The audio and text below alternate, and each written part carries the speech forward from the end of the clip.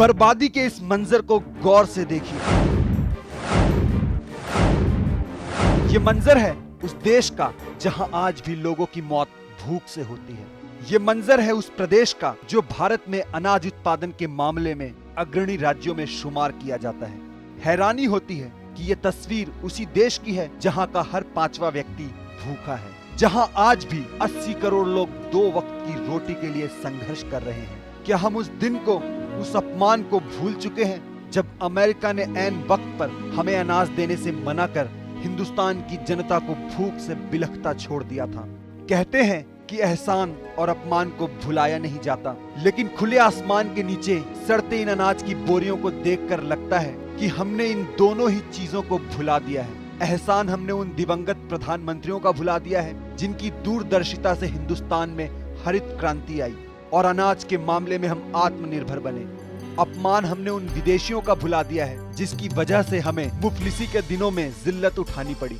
इस वक्त बर्बादी के जिस मंजर को आप अपने टीवी स्क्रीन पर देख रहे हैं, ये है हरियाणा के माहम का अनाज मंडी, जहां इन दिनों हजारों टन गेहूं खुले आसमान के नीचे बारिश में भीग भीग कर तबाह हो रहा है। गेहूं की इस बर्बादी पर स्थानीय किसानों में काफी रोष है। वे इसके लिए सीधे सीधे प्रशासन को जिम्मेवार ठहरा रहे हैं। किसानों ने यह आरोप लगाया है कि मंडी प्रशासन ने तब तक इन बोरियों को ढकने की व्यवस्था नहीं की जब तक कि मीडिया वाले यहाँ नहीं पहुँच गए। लाखों टन गेहूं बर्बाद हो रहा है। जब यहाँ मीडिया वाले आए हैं, जब जाके इसको ढकना शुरू किया गया है, सारी रात से गेहूं खराब हो रहा है। किसानों का रोष इस कदर है कि वे कह रहे हैं कि खुले में अनाज सड़ने से अच्छा है कि सरकार इन्हें गरीबों में बांट दे। ये जो गेहूं सड़ रहा है ये बिल्कुल लापरवाही से सड़ा रहे हैं। ये गरीब आदमियों का गेहूं है, ये गरीब आदमी में बनना चाहिए। वहीं इस बाबत एसडीएम से बात की गई तो उनका कहना था कि उन्हें इसकी सूचना मिल चुकी है और जो भी इस मामले में दोषी पाया जाएगा उसके खिलाफ सख्त से सख्त कार्रवाई की जाएगी। ये जो आप गेहूं के बारे में बता रहे हो, रात को भीगे हैं, इसमें फेड की और बेरा उसके बताए गया है, वहाँ रखे हुए हैं। तो अगर किसी अधिकारी या कर्मचारी ने इसमें कोई कोताही की है उसके खिलाफ तुरंत कार्रवाई की जाएगी और जो भी नुकसान या कोई हुआ है उसका वसूल किया जाएगा।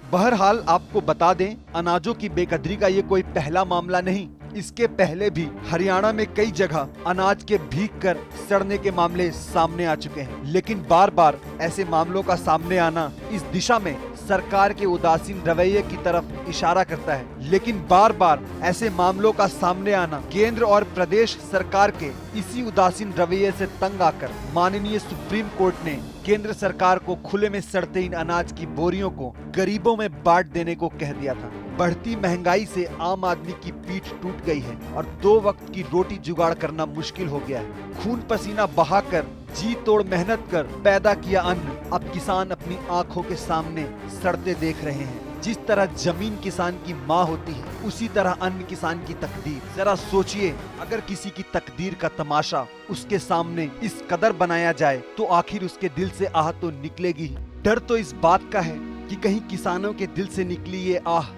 हमारे हुक्मरानों के सिंहासन को जलाकर खाक न कर दे। जनता के लिए माहम से राजकुमार की रिपोर्ट।